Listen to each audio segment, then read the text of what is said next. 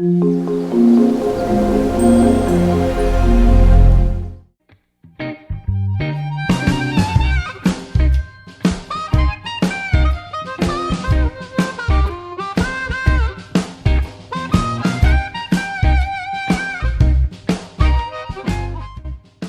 tardes, oyentes de RCM, Radiemos Collado Mediano. De nuevo con vosotros, La Voz, en un nuevo programa de Confinados. Hoy tenemos como invitado especial a Alberto Oliver. Buenas tardes, Alberto.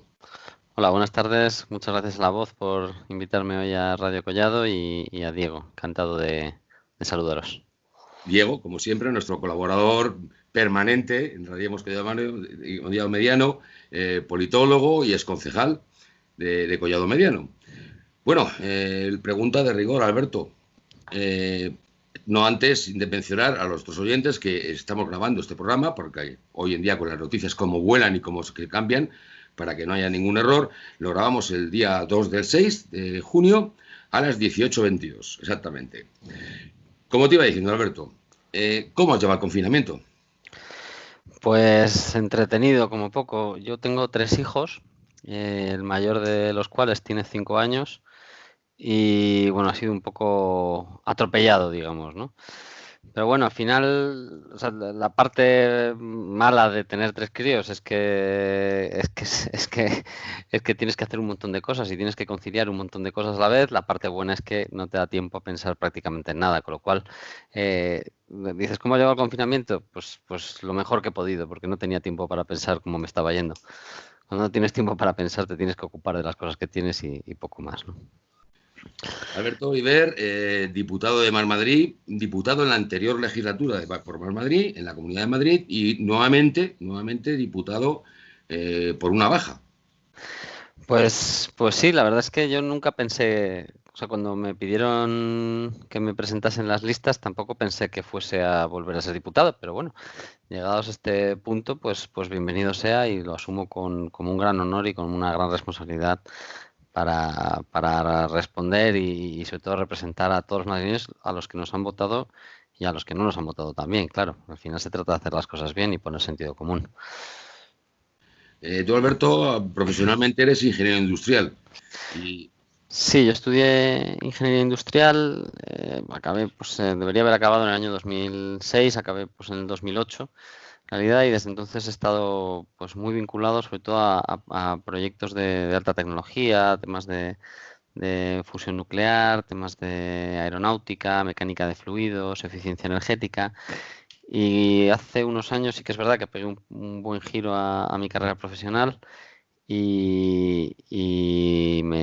pues me fui a una gran superficie de distribución como jefe de compras de vino, además, jefe de compras de vino de unos grandes almacenes donde bueno pues ha sido pues mi último periodo laboral antes de entrar en política.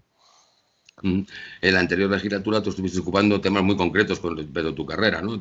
Sobre todo transporte urbano y el metro de Madrid. Diego, creo que te tiene varias preguntas preparadas al respecto.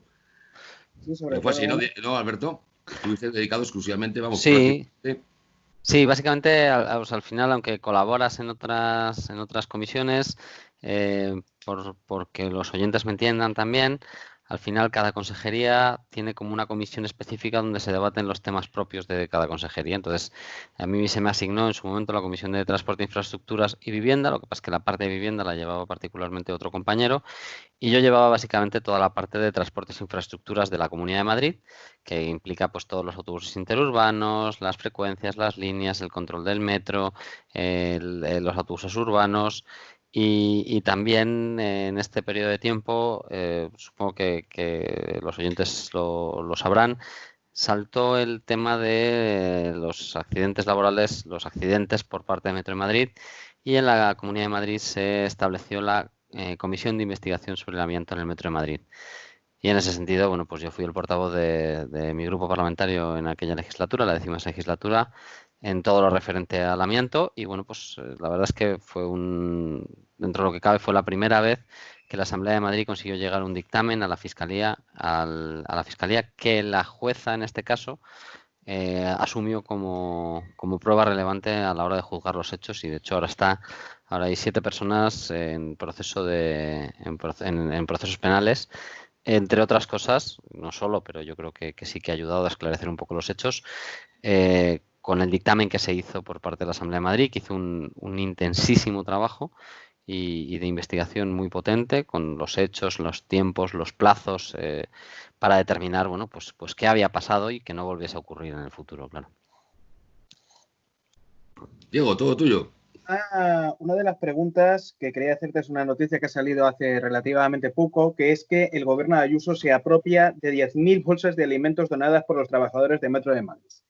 ¿Qué te parece que estén saliendo este tipo de noticias, no solo en esto, sino también en otra serie de políticas, como puede ser lo que ha sucedido con los alimentos que se les estaban donando a los niños de 0 a 6 años que tienen problemas las familias a nivel económico? ¿Qué te está pareciendo toda esta burbuja en la que te vuelves a adentrar y más teniendo en cuenta ahora mismo que tenemos al gobierno de Isabel Díaz Ayuso?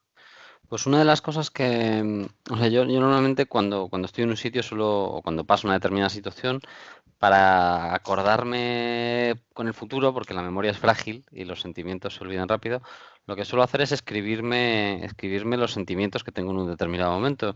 Y en la etapa anterior que estuve diputado, muchos de esos sentimientos son un poco de frustración. Es verdad que los madrileños y las madrileñas pues han elegido un determinado tipo de gobierno, pero lo que ves cuando estás en las instituciones y ves las políticas que se llevan a cabo es que es un desastre absoluto. Entonces eso te frustra. Y releyendo, pues a la hora de tomar la decisión de si coger el acta o no coger el acta, eh, es muy cansado, porque tú estás viendo que se están haciendo las cosas mal, lo estás diciendo, lo estás intentando hacer lo mejor posible para todos y ves que no solo no te hacen caso, sino que además es que les da un poco igual. Yo creo que el hecho de apropiarse por parte del gobierno de las iniciativas de solidaridad pública que hay dice más del gobierno que de las personas que lo hacen, ¿no? Esto es como cuando tenemos un compañero que hacemos, pues un compañero del trabajo, que nos habrá pasado a muchos, que tú haces un determinado trabajo pues pasas el informe y ni siquiera, cuando lo presentan, pues ni siquiera te mencionan. Entonces, bueno, pues yo creo que es una cosa que nos viene mal a todos. Es decir, un gobierno brilla más cuando hace brillar a sus ciudadanos y a las iniciativas solidarias que ellos tienen, y un gobierno brilla menos y genera polémica innecesaria cuando se apropia de las iniciativas públicas y además cabrea a la gente, lo cual es normal, ¿no? Y esa es un poco una de las mayores quejas. Es decir, cuando nosotros elegimos un gobierno, lo que estamos esperando es que se encargue de solucionar los problemas que surgen en la sociedad y que se encargue de mediar y de anticiparse a los problemas que puedan ir saliendo.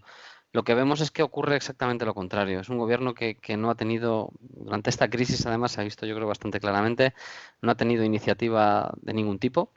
En los colegios de la Comunidad de Madrid y no es una cuestión tanto ideológica que bien pudiera serlo, pero gobiernos como el de Galicia pues están tomando bastantes iniciativas en el ámbito de la educación, pues el gobierno de la Comunidad de Madrid no está teniendo ninguna.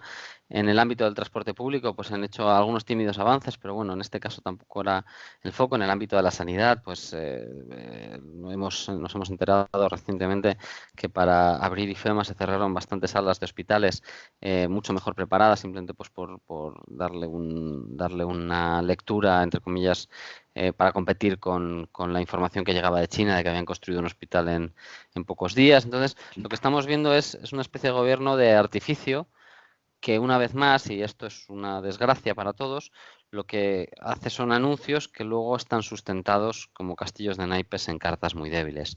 Y esto es una política casi diría que estructural de los distintos partidos que ha habido en la Comunidad de Madrid. Os voy a contar, relacionado con transporte, dos cosas muy sencillas. Sí. Toda la ampliación de la línea del Metro Norte,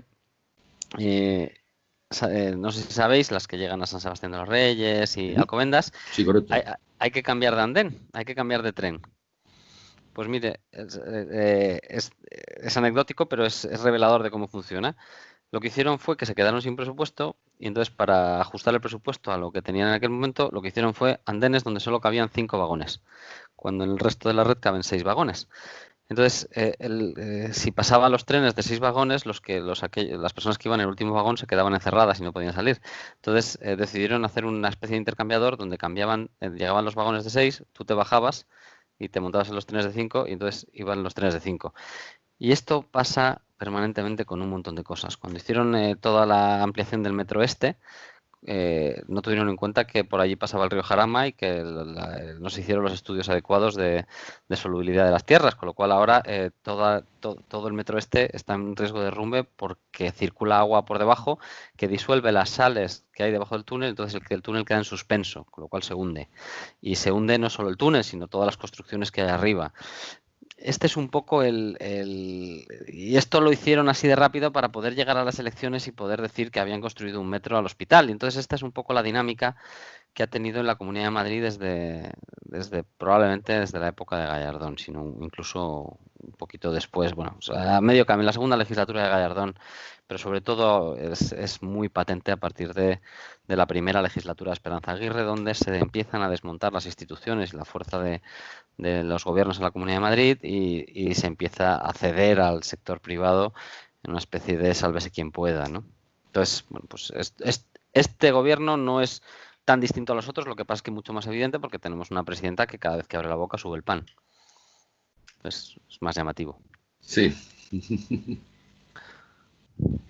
Ya que se ha hablado de modelos de transporte público, eres un recién aterrizado ahora mismo dentro de la dinámica de la Asamblea de Madrid en el grupo de Más Madrid. Pero a nivel de transporte público y sobre todo enfocado a nivel rural, ¿cuál es el modelo que propondríais vosotros para toda la zona rural de la Comunidad de Madrid? No solo enfocado en lo que sería en la zona metropolitana o el cinturón de la Comunidad de Madrid. Pues como dirían, me encanta que me hagas esa pregunta. Nosotros ya dos cuestiones fundamentales en este sentido, ¿no? La primera, que yo creo que si no te parece mal te la voy a hacer de introducción. Nosotros ya al final los temas los estudia bien una determinada persona y los lleva. La persona que está llevando transporte ahora en la Comunidad de Madrid, por parte de Más Madrid, es María Zin, y ella estuvo trabajando conmigo en la legislatura pasada como técnico asesor, con lo cual yo creo que más o menos compartiremos las mismas líneas. Por una parte, en Madrid lo que ocurre es que no hay una autoridad única de transporte, hay un consorcio, pero luego las distintas competencias de las distintas administraciones se van solapando. Por ejemplo, pues por poner un ejemplo muy rápido, la M40 es titularidad del Estado, la M30 es titularidad del Ayuntamiento de Madrid, las carreteras, las EMES son competencia de la Comunidad de Madrid. Entonces, a la hora de pensar en un plan de transporte y de movilidad de la Comunidad de Madrid, nosotros lo que propusimos, particularmente yo, lo que propuse la legislatura pasada con el otro grupo parlamentario, lo que propusimos fue crear una autoridad única de transporte, de forma que se velase de manera completa, es decir, holística, por el conjunto de los medios de transporte. Y esto incluye también el vehículo privado, ¿no? El coche particular. Es decir, tenemos que tener un modelo donde el coche también sepamos para qué lo necesitamos y lo promocionemos cuando haya que promocionar y lo desincentivemos cuando haya que desincentivarlo. En concreto, con el tema, con el Madrid rural, es uno de los puntos más interesantes y más bonitos que hay de estudiar desde el punto de vista del transporte público, porque lo que nos dimos cuenta la legislatura pasada es que se había transformado la movilidad en esa zona, ¿no? Es decir, anteriormente, cuando no existía la radialidad que existe ahora mismo en Madrid, que es una especie de sumidero que todo lo coge, las relaciones entre los pueblos limítrofes eran muy altas. Claro, ahora que ocurre que muchas veces para desplazarte de un pueblo a otro cercano tienes que coger un autobús, bajar hasta Madrid, llegar al intercambiador de Moncloa o llegar al intercambiador de Plaza de Castilla y volver a subir otra vez hasta el pueblo al lado, cuando realmente en coche tardas 3 minutos, con lo cual lo que estás incentivando es usemos el transporte privado en vez del transporte público, ¿no?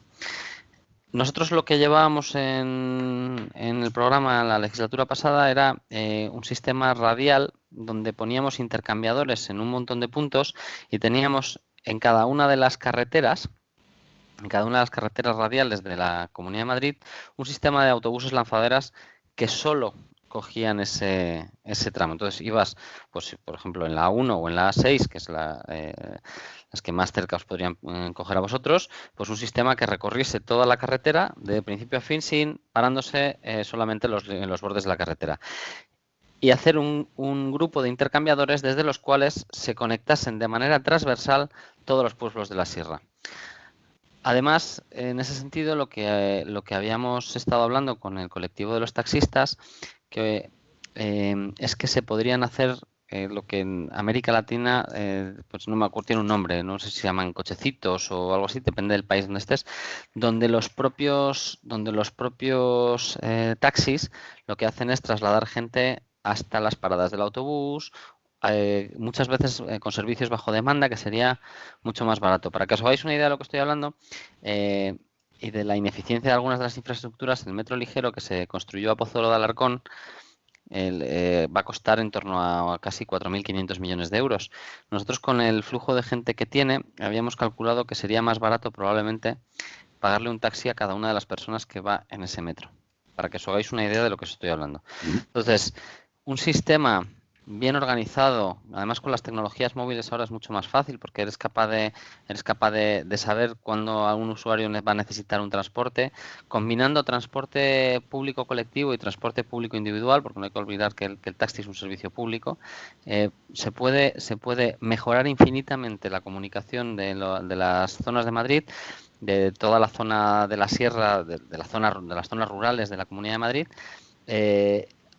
haciendo que los accesos, cuando se requiera, sean mucho más rápidos a la capital, con autobuses lanzadera, con carriles reservados en todas las grandes carreteras de entrada, y además incorporando también al sector del taxi, mediante también convenios con ayuntamientos y convenios con la Comunidad de Madrid, de manera que tengas una red súper mallada y súper tupida que te permita dar un mucho mejor servicio, y lo voy a decir así, pero es que es una realidad, a un coste mucho menor. O sea, puedes hacer políticas mucho más eficientes, mucho más productivas, pero hay que querer políticamente, hay que involucrarse en ello y requiere, pues, inicialmente un cambio de paradigma. Otras cuestiones que yo estuve estudiando, pero que finalmente no fue considerada. Esto es una propuesta personal y voy a seguir, entre comillas, luchando por ella en los espacios que me corresponda o donde pueda. Es por la unificación de la tarifa del abono de transportes. Desde mi punto de vista, y aquí hay discusiones, porque las hay, y esto es una opinión personal, aquí no hablo como partido político.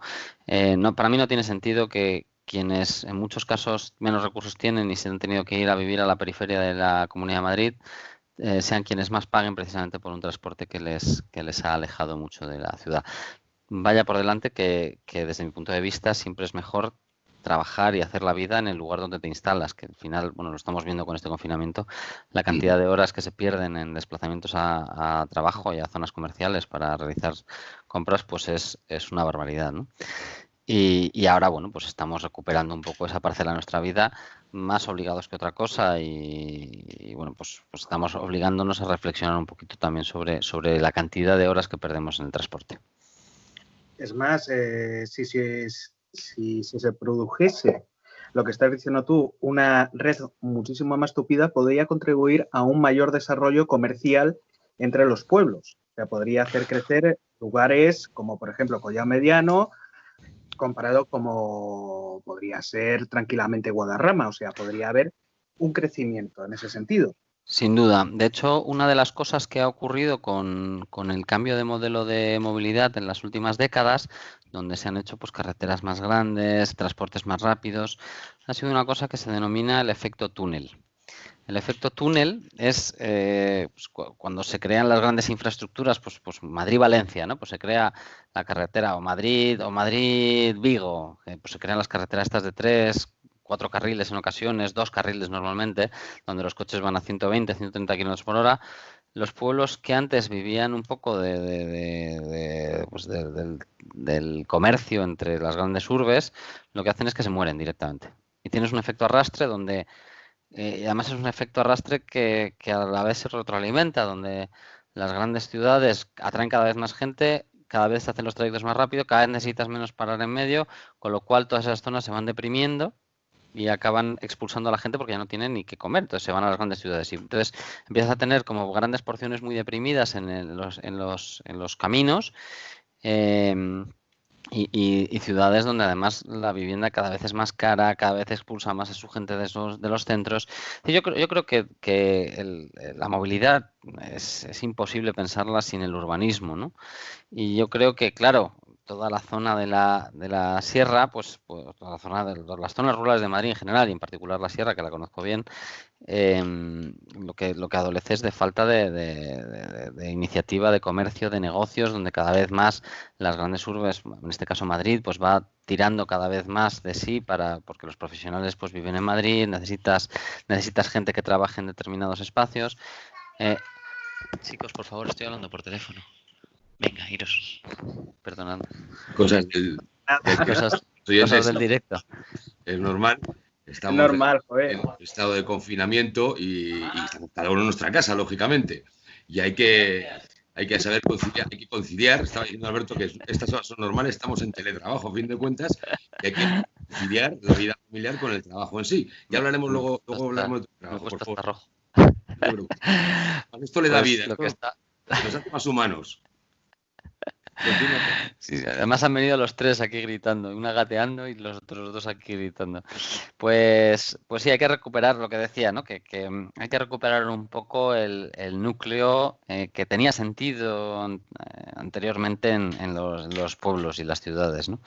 Y dejar de pensar en la ciudadcentrismo. Es decir, ahora además estamos viendo que con el teletrabajo se puede vivir casi en muchos lugares. Esta mañana teníamos una reunión con expertos en software y en tecnología y nos contaban que incluso las fábricas estaban pudiendo ya empezar a producir a distancia. Entonces, bueno, pues hay que ir poco a poco transformando el modelo de tal manera que seamos capaces de vivir en el sitio que decidamos y de crear comunidad allí donde estemos, ¿no? Y bueno, ya a mí en general es verdad que la movilidad es un derecho, pero a mí como derecho, a mí me gustan los derechos, no me gustan las obligaciones. Si puedo evitar desplazarme, la verdad es que también lo agradezco. Y esto además, al hilo del concepto más de la movilidad y el transporte verde, cada vez menos contaminante, lógicamente pues ayudaría mucho más, ¿no? El ideal es... Sí, porque muchos pueblos de la Comunidad de Madrid se han convertido prácticamente en pueblos y casi ciudades dormitorio. Claro. O sea, porque mucha gente que trabaja en grandes ciudades como puede ser Móstoles, Getafe y tal, van a trabajar a Madrid. Sí, eso es una pena y además genera muchos problemas. A mí lo que más me gusta de los pueblos es precisamente que son pueblos, no que son ciudades dormitorios, ¿no?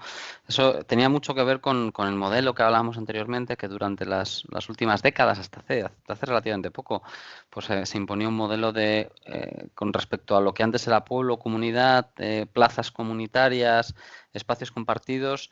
Se ha tendido hacia un modelo de urbanización con vallas, de espacios cerrados, piscinas, pues en vez del pueblo, pues son piscinas casi individuales, donde cada vez se comparte menos y entonces cada vez te importa menos lo colectivo, te importa casi lo tuyo.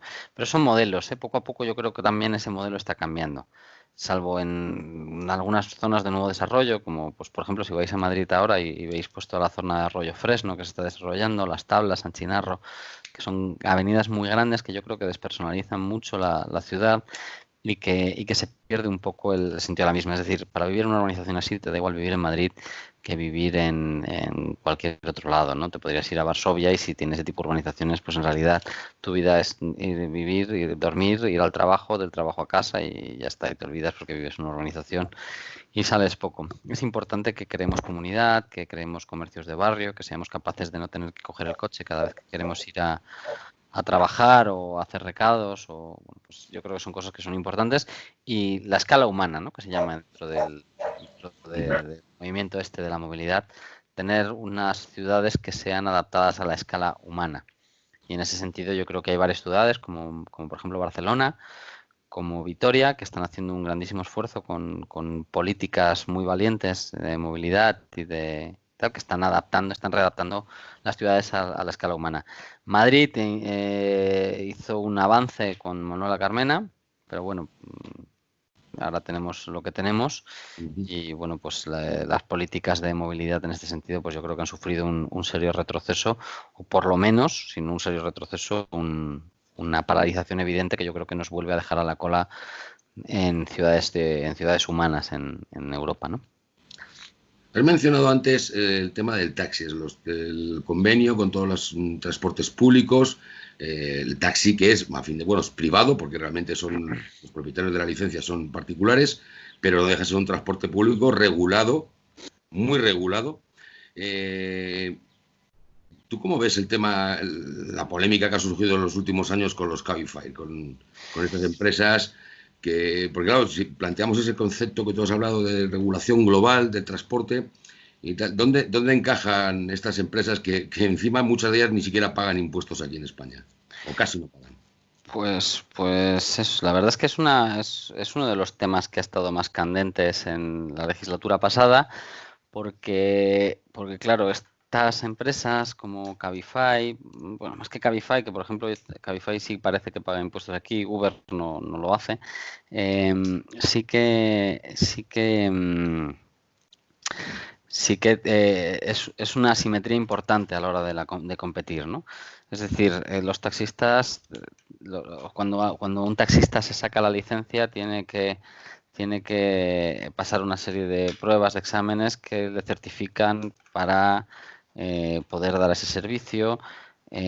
Compra una licencia que está regulada, con el precio regulado, que bueno, tiene una serie de características que hacen muy difícil que pueda competir en un mercado liberalizado como parece que están compitiendo pues otras grandes empresas, ¿no?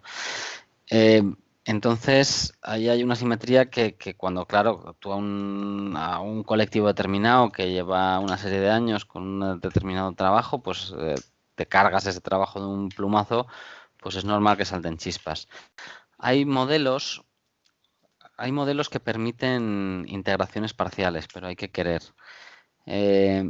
Yo tengo muchas dudas todavía de cómo se podrían integrar algunas de las plataformas que mencionas, pero yo creo que hay algunos modelos que tienen encaje. Es decir, tengo entendido, no tengo el documento y hace tiempo que no lo reviso, que había algún país latinoamericano que lo que había establecido eran unas cuotas diferenciadas donde las empresas pagaban más impuestos en función, las empresas tipo Cabify o tipo Uber pagaban una serie de impuestos de manera directa en función de algunos parámetros y se permitía, sobre todo a los taxistas que tenían pues, históricamente una vinculación, una especie de crédito que podían ir amortizando a lo largo de los años y solventar el problema que, claro, ¿cuál es uno de los mayores problemas que hay? Pues que las licencias de taxi costaban una auténtica barbaridad y entonces mucha gente lo tomaba como inversión. ¿Y qué ocurre? Que eso se va devaluando. Si tú te has gastado 120.000 euros en una licencia y ahora vale 70.000,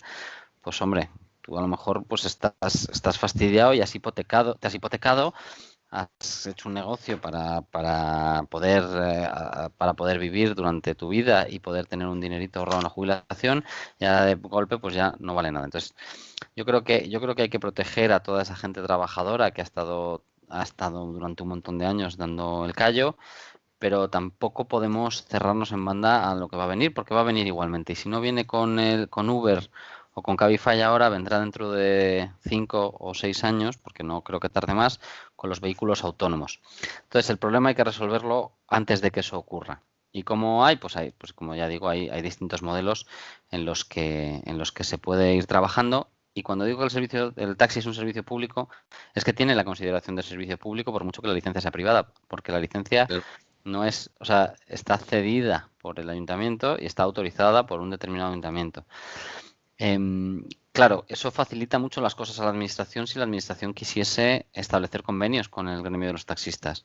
Si hubiese una verdadera regulación que permitiese a los taxistas ser parte integral de esa red de última milla de transporte público con taxis compartidos, personas acercando a personas a la estación. Es que hay muchos pueblos que a lo mejor van a la estación de tren 4 o 5 personas.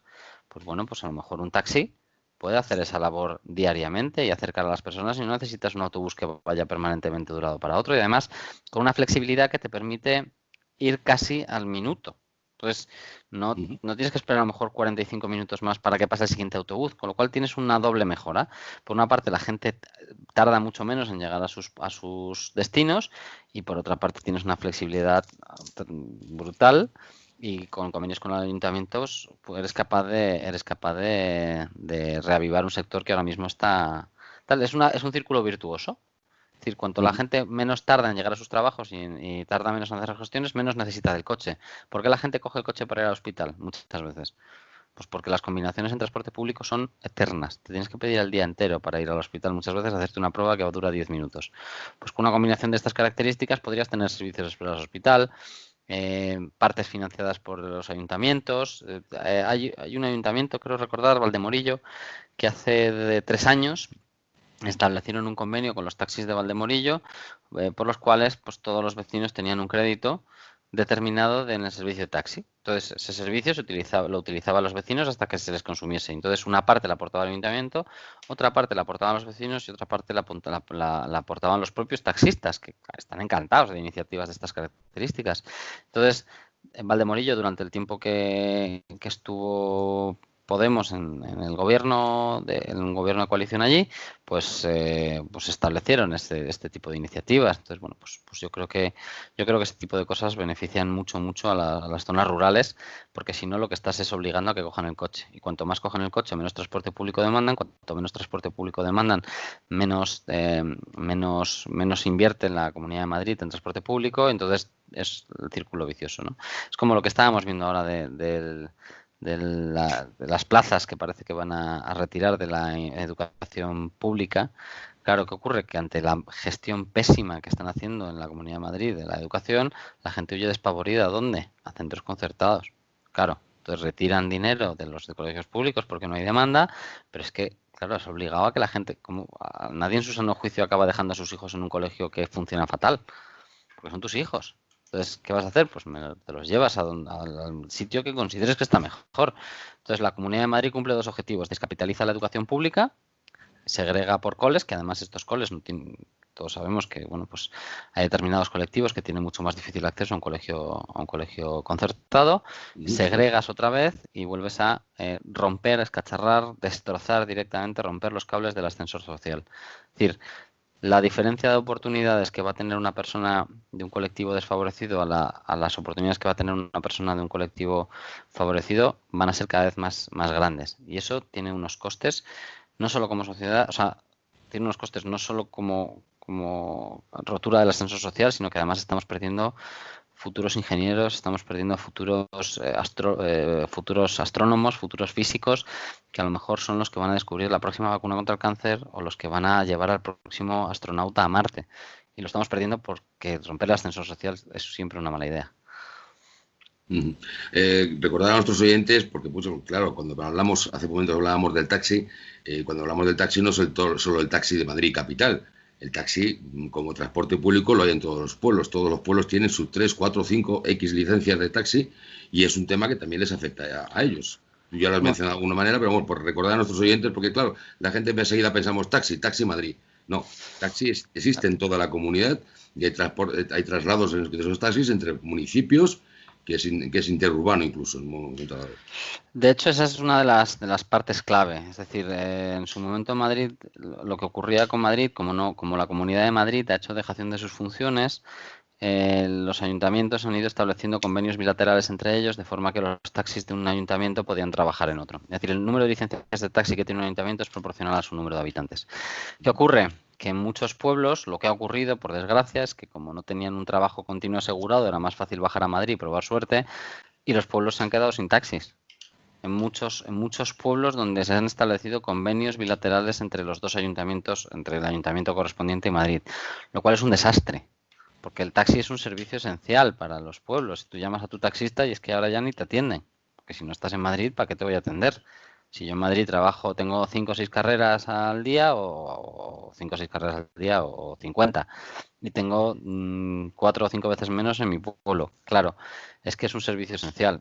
Es que esto no era solo para ganar dinero, sino para asegurar que hubiese una movilidad en los pueblos determinados. Tengo una urgencia, un parto complicado que a lo mejor no puedo atender el ambulatorio o lo que sea, pues me tengo que ir al hospital echando virutas y no tengo taxi, pues pide bueno, pues tienes un problema, ¿no? O muchas cosas. Entonces, el taxi es un servicio público, es un servicio esencial y tiene que formar parte necesariamente del concepto de movilidad que tengamos. Es decir, tenemos que ser capaces de suplir el vehículo privado por alternativas de movilidad que nos permitan desplazarnos sin la contaminación que generamos habitualmente, con vehículos mucho mejor aprovechados desde el punto de vista de rendimiento. Tener en cuenta que un coche, al final, un coche particular, de media como mucho está circulando en torno a 1 hora al día. Y un taxi, ¿cuántas horas circula? 12. Pues ya te ahorras, imaginaos lo que os ahorráis. Y ya no os digo si ya el taxi ya es coche compartido y puedes compartirlo entre distintas personas. Es que el aprovechamiento es infinitamente mayor, ¿no? O sea, sistemas multimodales que permitiesen el acceso a los sitios de una manera mucho mejor pensada, cambiarían radicalmente y bajarían los costes radicalmente de todo el transporte público en la Comunidad de Madrid, aparte de mejorar la calidad de vida de los madrileños y madrileñas. Diego, una última pregunta. Supongo que habrás visto las imágenes del estado de Vicente Calderón. Teniendo en cuenta que es una construcción de hace bastantes años y teniendo en cuenta que lo más probable es que se utilizará algún material como el amianto, ¿cómo estás viendo ese derrumbe que está cayendo al río Manzanares y la posible contaminación del río Manzanares? Después de tantos años, sobre todo en la legislatura que estuvo Manuela Carmena dentro de la alcaldía de Madrid, de intentar rehabilitar esa zona de la ciudad. Pues yo lo primero lo veo peligrosísimo. O sea, lo que has comentado tú, si la construcción efectivamente se demuestra que tiene amianto, es peligrosísimo y es una falta muy, muy grave con consecuencias penales para quien no haya tomado las precauciones, en este caso por la empresa de derribos, que no haya tomado las precauciones, porque el amianto tiene una particularidad, es que no se ve. Es decir, cuando el amianto se disuelve, o sea, los trabajadores que han estado expuestos al amianto no eran conscientes de que estaban respirando amianto. No se ponían mascarillas, no notaban ningún problema. El problema también del amianto es que también es un gran desconocido. No se considera una cantidad mínima de exposición para poder desarrollar cánceres asociados a la asbestosis, al asbesto, al amianto.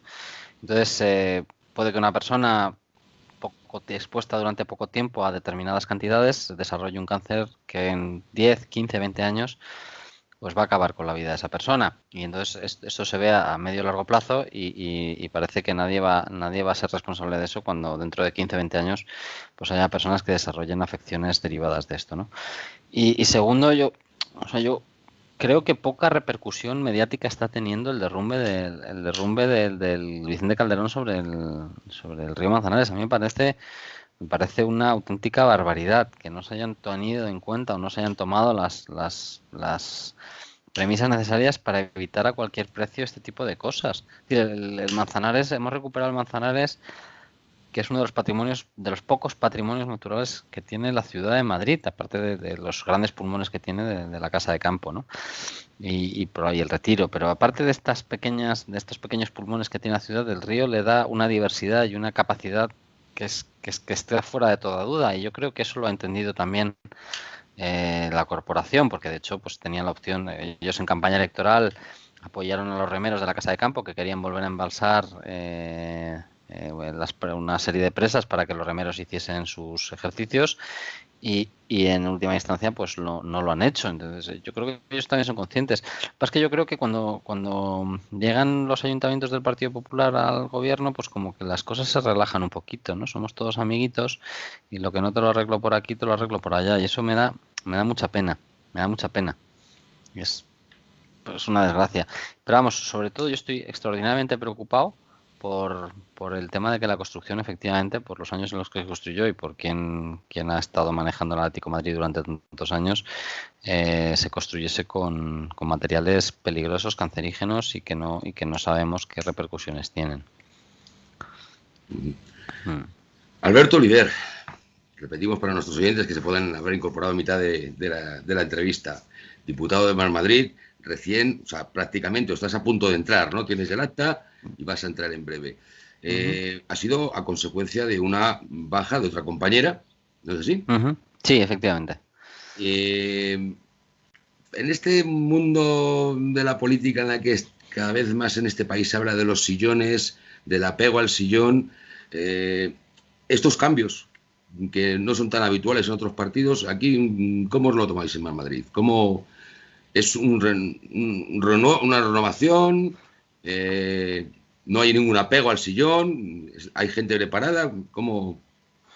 Bueno, yo creo que en todos los partidos hay un poco de todo. Lo que sí que es verdad es que o sea, lo que yo te puedo decir es que lo que yo veo en Más Madrid es que la gente está trabajando muy, muy duro. El problema o sea, en la política tú te la puedes tomar de dos maneras. Te la puedes tomar relajadamente y vivir razonablemente bien, y eso no lo puedo negar.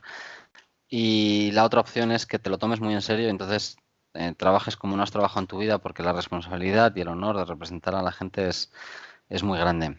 ¿Qué ocurre? Que también tiene un coste personal muy elevado. Em, o sea, yo la legislatura pasada estuve escasos 2 años. No empecé la legislatura, la cogí a mitad de legislatura y han sido los 2 años más intensos de mi vida. De hecho, cuando me preguntaron que si quería formar parte de la lista, dije, bueno, pues sí, quiero formar parte de la lista, pero ponme al final porque estaba tan cansado que no tenía como muchas fuerzas para seguir aportando el 100%, que creo que es lo que se espera de alguien cuando tiene el honor de ser elegido para representar a la ciudadanía, y es agotador. Entonces, claro, pues yo a mí si me preguntan, vamos a ver cómo se desarrolla esta legislatura, pero si a mí me preguntasen probablemente dentro de 3 o 4 años que si quiero volver a ser diputado, pues probablemente les diga que no. Que diga que no, porque además también tiene un coste personal, ¿eh? Más allá de que pues luego hay mucha gente que siempre asume que como estás en política te puede decir cualquier barbaridad, que es agotador por la parte que te toca, pero bueno, eso se sobrelleva. El meterte en política también te genera un parón en tu actividad personal. Es decir, yo tenía pues mi empresa, era autónomo, estaba ya pues empezando a facturar otra vez y bueno, pues lo coges porque es una responsabilidad pues muy grande, pero te corta tu proyección durante los 2 o 3 años que estés. Entonces, bueno, pues esa es mi visión, y yo esto lo hago porque adoro, porque quiero a mi país, porque quiero a la Comunidad de Madrid y porque creo que puedo aportar durante el tiempo que esté. Eso no quiere decir que pueda aportar indefinidamente. En el momento que me agote, me iré. Además, necesitando unas buenas vacaciones, porque el trabajo de verdad que cuando te lo tomas en serio, es un trabajo extraordinariamente exigente. Yo no he trabajado más en mi vida y he trabajado de muchísimas cosas. Y nada me ha consumido más tiempo, nada me ha llevado más rato, nada me ha frustrado más que el estar en política. Y supongo que a todos los compañeros que están allí ahora en Más Madrid, pues les pasará un poco lo mismo.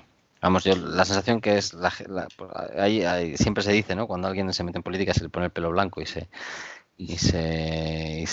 avejenta muy rápido, pues yo creo que eso es solo a la gente que trabaja bastante. A mí ya me han salido canas, ya la legislatura pasada en 2 añitos ya me salieron unas cuantas.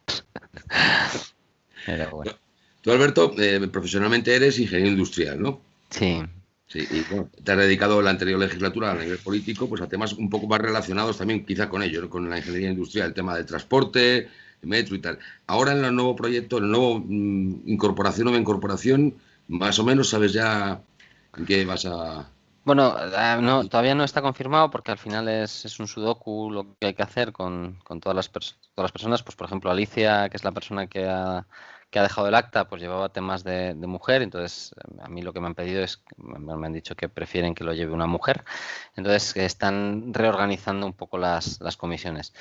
Em, yo les he propuesto varias cuestiones, ¿no? Pues la primera es, como yo buena parte de mi carrera profesional me he dedicado a la investigación y el desarrollo en determinadas cuestiones y he sufrido también las consecuencias de la dificultad de llevar proyectos adelante, pues que si me necesitan como apoyo en investigación y desarrollo, yo estaré encantado de echar una mano ahí. Y luego también, bueno, pues fruto de mi experiencia como jefe de compras, todo lo que tiene que ver con Hacienda, con alguna parte en economía, industrialización y demás, pues estoy encantado de echar una mano. Yo les he propuesto eso. También, bueno, pues formo parte del Comité de Industrialización del Colegio de Ingenieros Industriales de España. Y entonces, bueno, pues de alguna manera también hay ciertas cuestiones pues en esos ámbitos en los que yo creo que puedo ser útil. De momento les he propuesto estas cosas, ya veremos a ver dónde hago falta. De todas maneras, yo creo que lo importante para hacer un buen trabajo es entenderlo y eso al final es una curva de aprendizaje que depende de las ganas que le pongas, tarda más o menos, pero una vez lo entiendes es ponerse a ello con pasión y hacerlo lo mejor posible para todos. Se agradece que en la política, dado los tiempos que corren, entren profesionales como tú y que su objetivo no es la política en sí, sino que es la aportación, y se agradece bastante, desde luego. Diego, ¿te queda alguna pregunta? ¿Alguna cosa? No, simplemente decir que me alegra que un currante vuelva a la política. Pues muchísimas gracias, Diego. A ver por cuánto tiempo, porque bueno, ya sabes que estás cansado. ¿Qué te voy a contar? ¿Qué te voy a contar? ¿Tienes algún otro tema, Alberto, algún otro tema que quisieras comentarnos? ¿Alguna cosa? No, pues la verdad es que yo creo que ha sido una entrevista muy completa. Es la primera entrevista que doy desde que soy diputado. Sí, hemos sido los pioneros. Tenemos la primicia contigo directamente. A ver si si queréis ya cuando haya cogido un poco de rodaje y tenga asignados los temas de forma oficial y ya los haya ido cogiendo un poco, si queréis hablamos en detalle de ellos. Por supuesto, volveremos a tenerte otra vez aquí, te tomamos la palabra y te volveremos a llamar. Pues muchísimas gracias por la entrevista. Gracias a ti, Alberto. Diego, como siempre, gracias por haber estado aquí colaborando y participando en la entrevista, y a todos vosotros, queridos oyentes del RCM, la radio, vuestra radio, la radio de la Sierra Noroeste de Madrid y de toda la Comunidad de Madrid. Un placer haber estado con vosotros en Confinados. Volveremos en breve con más entrevistas y más personajes muy interesantes para nuestra comunidad.